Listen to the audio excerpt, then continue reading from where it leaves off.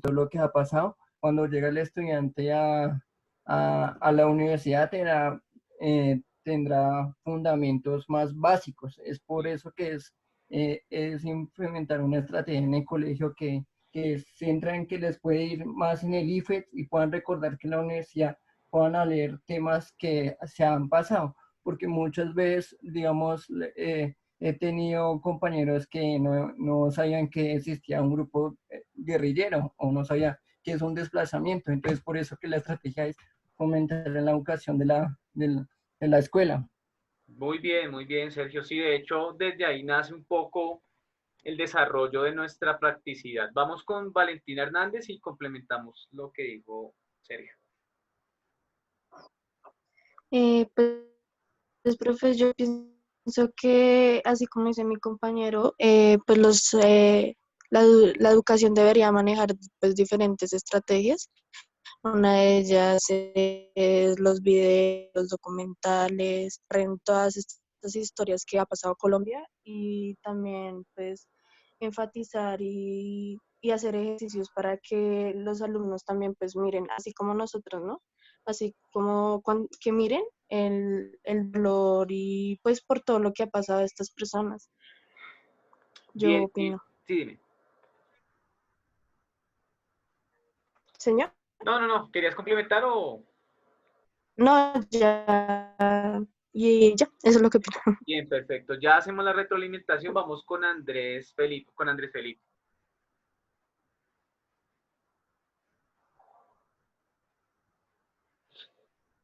Creo que no hay funcionalidad del micrófono, Andrés. Ya, listo.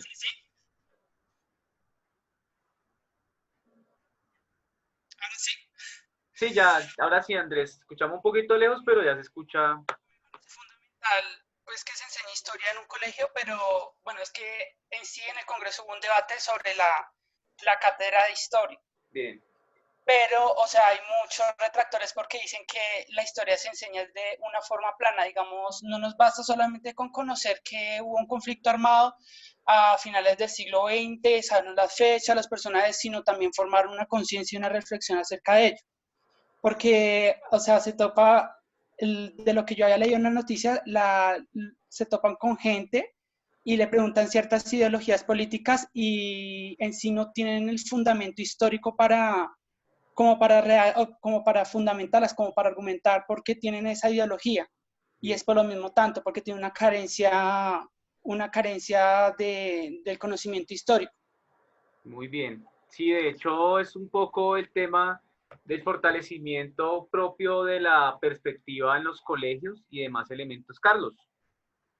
Sí, profe, para complementar un poco lo que dijo el compañero anterior, se puede incluso como que modificar la historia, Sí. porque habrá quien lo enseñe desde el punto de vista de izquierda a derecha, como para manipular un poco pues lo que vino pasando, para sí mismo como que dejar esa enseñanza en los niños.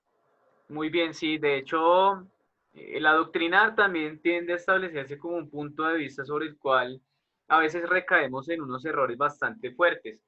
Pero acá un poco lo importante es mirar cómo desde casi que en las universidades el espacio hacia la crítica de la violencia en el país y las condiciones que suceden a veces se pasa de largo. Es decir, a veces hay temas que uno no toca o no desarrolla en sus clases simplemente porque generan cierta controversia a nivel nacional y a nivel institucional.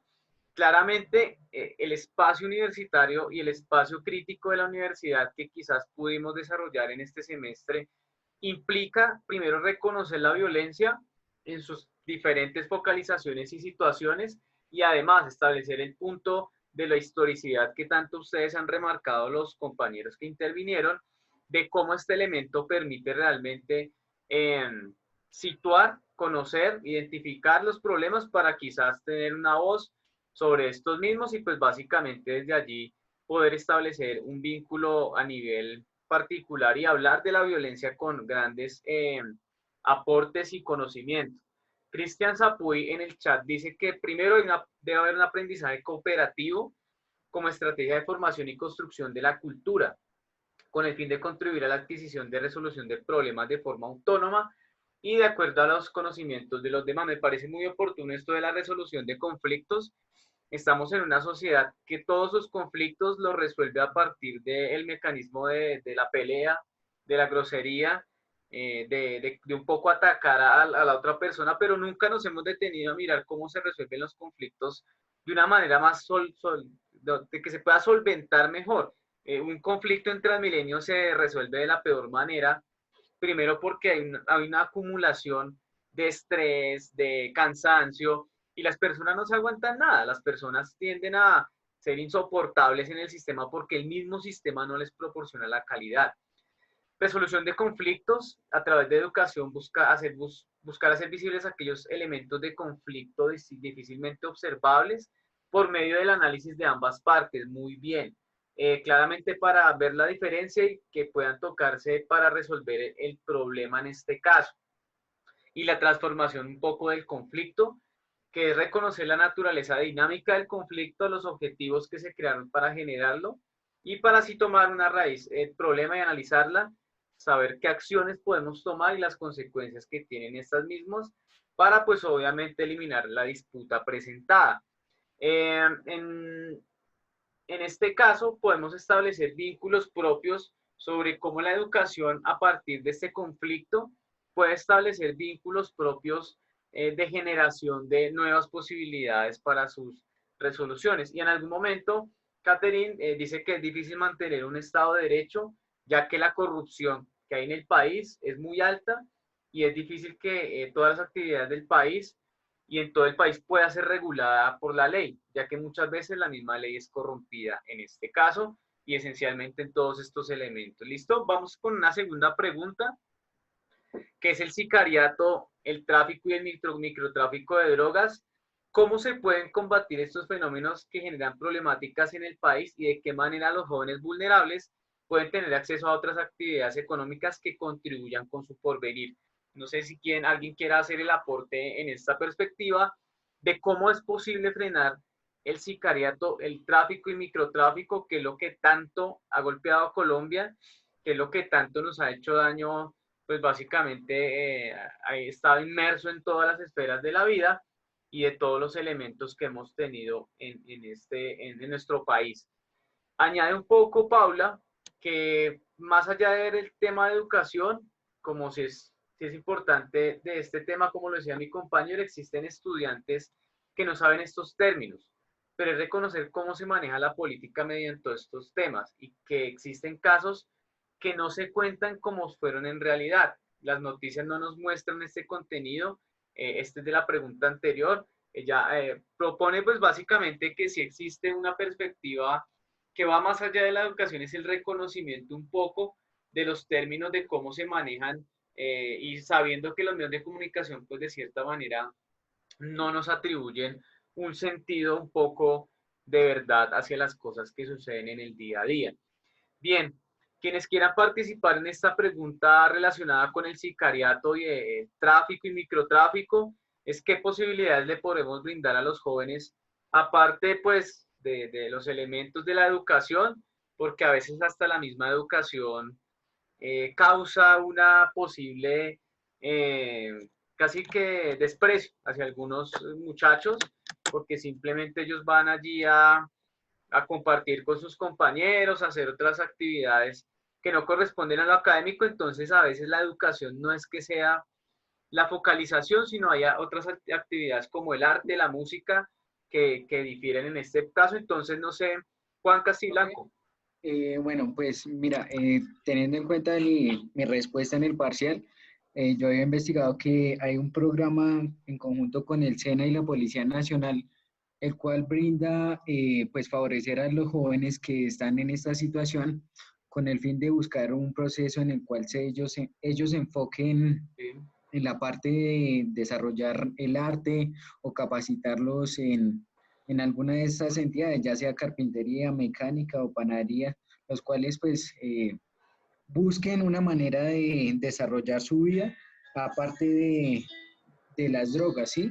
Entonces, pues no sé, me parece que es importante resaltar esa parte. Bien, sí, de hecho, este establecimiento propio de lo que ha sido el conflicto donde los jóvenes pues deben ocuparse de alguna u otra manera estas alianzas que se establecen entre empresas públicas y empresas privadas con, obviamente, la alianza con la policía permite primero sacar a los muchachos un poco de este vínculo con las drogas, porque uno es muy moldeable cuando es joven y presenta diversas influencias que determinan su vida de ahí en adelante. De hecho, en la universidad a veces también se da un poco que de acuerdo al círculo, un poco de amigos, pues la orientación hacia estas formas de consumo pues se van desarrollando y también es formación de carácter y de criterio en este caso. Michael Ramírez dice que lo primero es combatir la pobreza. Pues se sabe que la mayoría de narcotraficantes, de micronarcotraficantes y sicarios se crean por la necesidad de conseguir sustento, debido a que muchos no pueden obtener un trabajo digno y que estas acciones generan riqueza rápida. Y muchos jóvenes se meten a esto por la misma necesidad. En este caso se podrían crear programas de emprendimiento y enseñanza de actividades, pues obviamente que se focalicen en otras perspectivas, que quizás permitan desarrollar otros elementos sobre los cuales los jóvenes puedan desarrollar elementos diferentes a los cuales pues ejercen vínculos.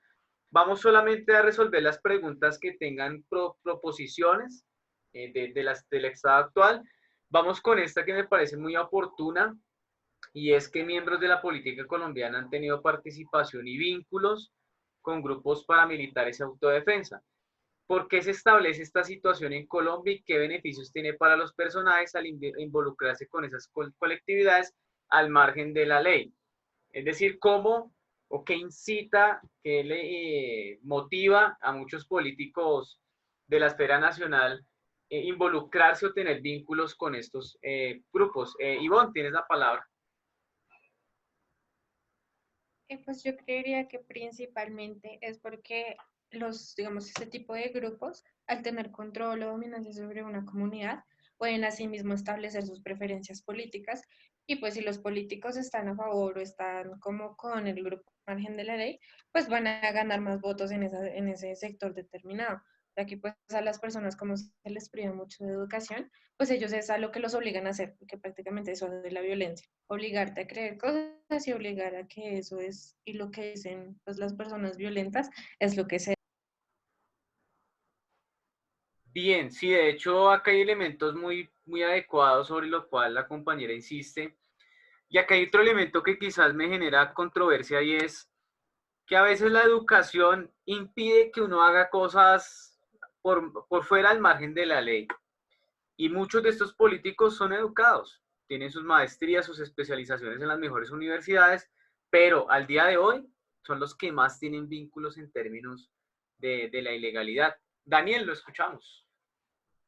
Pues yo pienso que sí, en parte tiene que ver mucho con lo de los partidos políticos y pues su posición en la rama de la política, pero también es como lo que financia todos estos grupos es el tráfico de drogas y los cultivos ilícitos. Eso deja una ganancia, o sea, descomunal, ganancia que no se registra.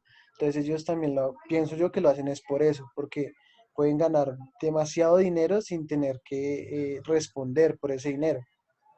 Exactamente, sí, de hecho, muchas de las participaciones políticas que tenemos en el día a día, pues parten necesariamente de esos vínculos con el dinero, de que puedo ganar un poco más de dinero y tener una solvencia económica mucho más amplia. Cristian Zapuy dice que para ganar puestos políticos, a través de la financiación de las campañas, por eso se hacían esas alianzas. Particularmente lo que nosotros podemos ver en el día de hoy y todos los elementos que suponen las prácticas elementales, derivan un poco de esa casi que puestos en muchas, en mermelada, como le llaman en el gobierno, para poder tener unos puestos con gran cantidad de dinero. Valentina Moreno dice que se establece para adquirir poder a través de la violencia, como muchas de las veces necesitan sacar tajada sobre lo que pasa y si no los incluyen, los sacan del camino. De esta manera incluyen el poder como fuente principal sobre estos casos y es importante también un poco hablar del poder como elemento primario y elemento esencial sobre el cual nosotros tenemos réditos y elementos de concentración bajo los cuales pues claramente se establece un vínculo con todas estas alianzas y cómo los políticos terminan allí metidos en diversos problemas, pero lo que uno mira un poco es que nunca hay una aplicación de la justicia real y efectiva para cada uno de estos quizás actores políticos que participan día a día en las decisiones prácticas del país en este caso. ¿Listo? Y bien, vamos con la última pregunta que podemos establecer allí, que podemos desarrollar un poco en términos de la perspectiva que se ha desarrollado un poco en torno a la visión de la violencia, ya en esta semana terminando un poco este elemento, ya para continuar con nuestro tercer corte, que irá más dedicado a la globalización, redes sociales y epistemología, un análisis bastante apropiado para ustedes en este caso, y es la última pregunta que no estaba consignada en el parcial, pero quisiera plantearla a cada uno de ustedes y es la pregunta de cómo hacemos o cuál sería la medida justa para poder cambiar un poco las condiciones de corrupción, un poco la perspectiva de creencia de nuevo en el Estado y obviamente el mirar esa posibilidad de frenar los paraestados. ¿Cuál sería una de las mejores oportunidades, Diego? Buenos días, profe. Buenos días. Bueno, pues creería que primero habría que ver como la transición del gobernante, no solamente cuando se lanzan porque sí a la presidencia, y pues digamos, ya tuvimos la experiencia con el actual presidente. Exacto. Eh, yo creo que podemos guiarnos por medio de, no sé, de sus alcaldías, que es donde gobiernan realmente, nada de senado, nada de consejo, no, eso no influye en mucho. Sí. Allí es donde uno puede guiarse y tomar como esa decisión de volver a confiar, digamos, en este caso, no sé cómo se han sentido todos, pero ahorita Claudia, pues al ser elegida, pues cosas buenas y cosas malas, pero digamos que pesan malas buenas, ha tenido un recorrido político buenísimo y uno se siente como un poco más confiado y con los actos que ha venido realizando en la ciudad uno se siente un poco más seguro. Bien. De muchas contradicciones que hayan. Entonces, aparte de eso, ella es una principal opositora, denunció el paramilitarismo y también es donde uno tiene que ver como esos puntos que van en contra de toda esa rama de la ilegalidad. Muy bien. Sí, sí, Diego. Yo creo que ahí va un poco la perspectiva y es conocer quién va a ser desde ahorita el presidente que nos va a gobernar en el 22. Y es un poco mirar las viabilidades en términos políticos que pueden suceder de aquí en adelante y ejercer un cambio, que es una de las principales razones que necesitamos en el hoy. Porque si no cambiamos el estado de cosas, realmente el país va a verse sumido en una crisis donde los ricos van a hacer implementar un poderío tan grande que no vamos a tener, por así decirlo, la oportunidad de salir un poco de estas estrecheces sociales y culturales. Jonathan, tiene la palabra. Pues complementando esto también, sí, complementándole a mi compañero, es llevar un proceso mediante el cual, digamos como que la población conozca a los candidatos mediante las propuestas o el transcurso de la política que ellos han llevado desde un comienzo y hasta un final, ¿sí? Y dando como objetivo principal los puntos negativos y positivos en donde pues la población, o sea, tenga consciente y sepa cuál va a ser el mejor mediante las mejores, digamos como que las mejores el mejor recorrido que lleve políticamente cada persona. Y mediante eso, pues también, como ahorita también se está viendo la inflación de precios, hasta en esto, digamos, saber con cuáles personas están metiendo, digamos, a que actualmente, digamos, se están prolongando ciertos precios de las cuales cuando cuando se publican es un precio muy elevado y cuando en realidad es un precio pues mínimo, en donde pues de poco a poco se van sacando. Entonces la idea es que, digamos, mediante eso que se vea también la honestidad de cada, digamos, de cada candidato, de cada político como tal. Bien. Y esto me lleva un poco a la pregunta de finalización de nuestro tema y es, ¿cómo hacemos para que la gente elija bien al próximo presidente? ¿Cuál sería una de las posibilidades que nos permita elegir bien, de manera que lo hagamos sin temor, sin miedos y también ateniéndonos un poco al cambio? ¿Qué podríamos desarrollar o cuál sería el camino más solvente o adecuado para que en Colombia pueda haber un cambio político, ideológico y que eso influya en lo social y cultural?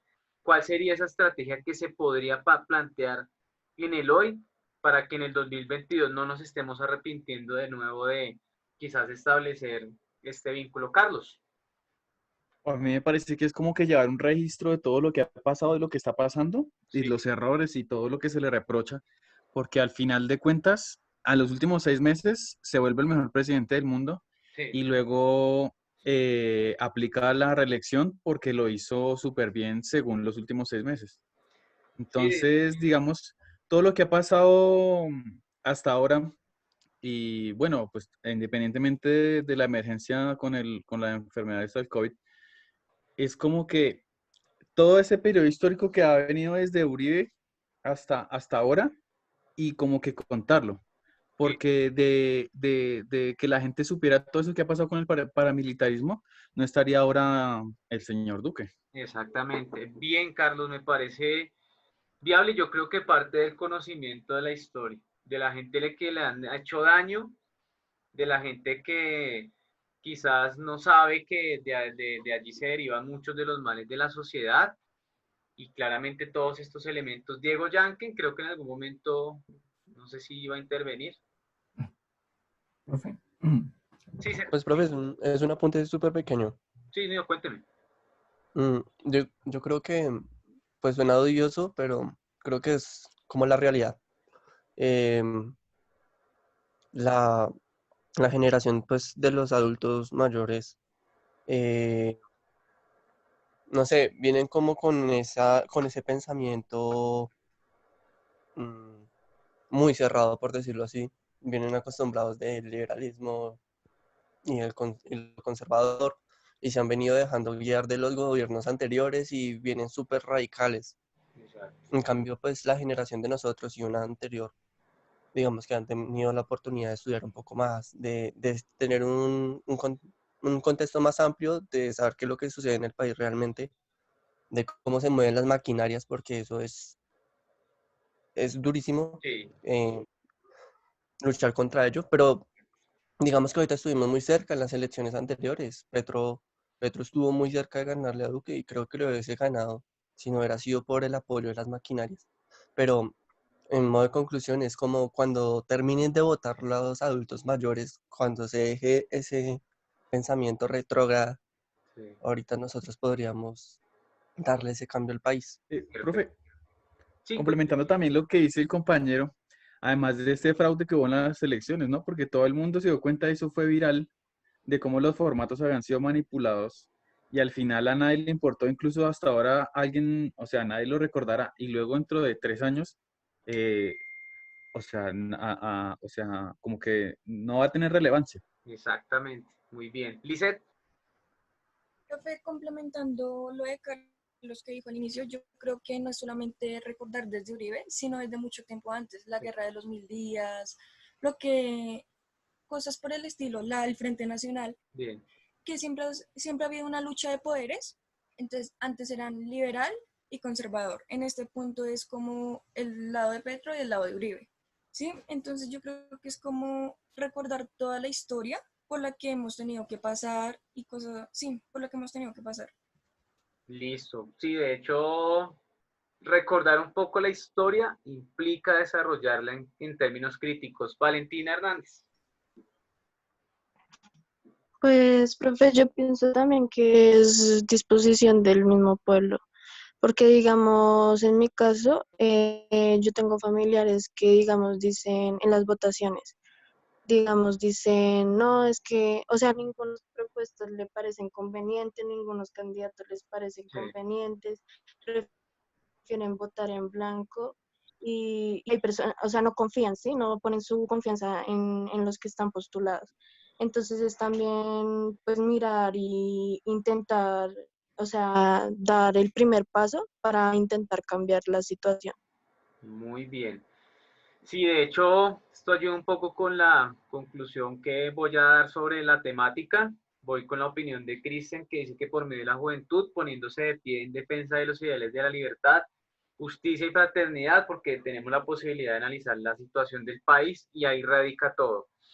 En conjunto, lo que ustedes dicen es básicamente que la posibilidad de votación de las próximas elecciones está en manos de los jóvenes, porque ya las generaciones adultas han un poco mermado de cierta manera y es el momento de desarrollar un vínculo propio y con criterio de una selección de presidente seria.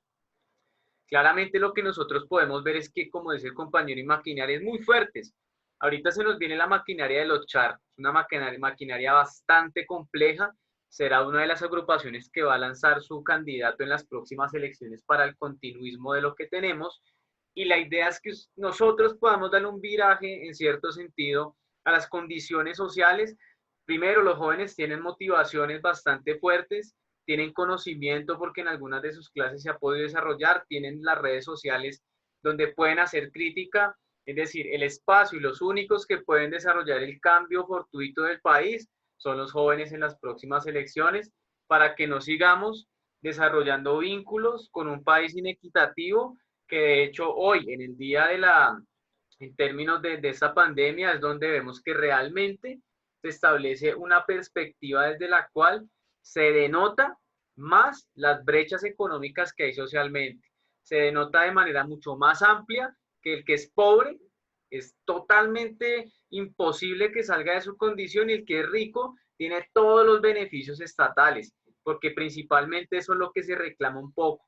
No es todo regalado, no es que todo me lo den, pero básicamente el Estado debe intervenir en que los beneficios y el dinero que se otorga allí pueda ser repartido de la manera más equitativa posible. Vemos en el hoy la compra de unas camionetas para el esquema de seguridad del presidente con un coste bastante grande y gente muriéndose en USME, gente muriéndose de hambre y reclamando un poco de comida.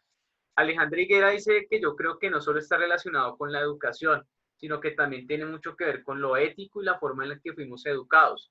Porque al ver tanto poder surge la ambición.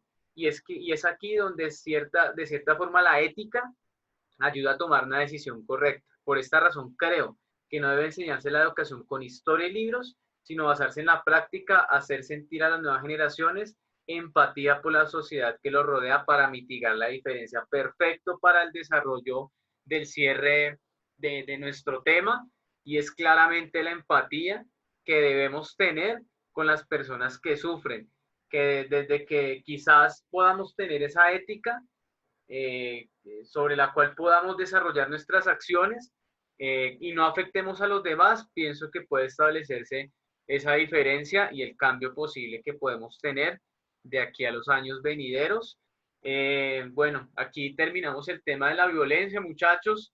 Espero que sus familias estén muy bien en términos de salud, al igual que ustedes. Espero que tengan un feliz día y un feliz fin de semana. Nos vemos ya nos oímos el próximo el próximo lunes, para arrancar ya nuestro tercer corte académico y la socialización de nuestra nota. Listo, les agradezco mucho, que tengan un feliz día. Muchísimas gracias. Gracias, profe. Gracias, profe. Bueno, Gracias, Hasta luego, profe. profe. hasta luego.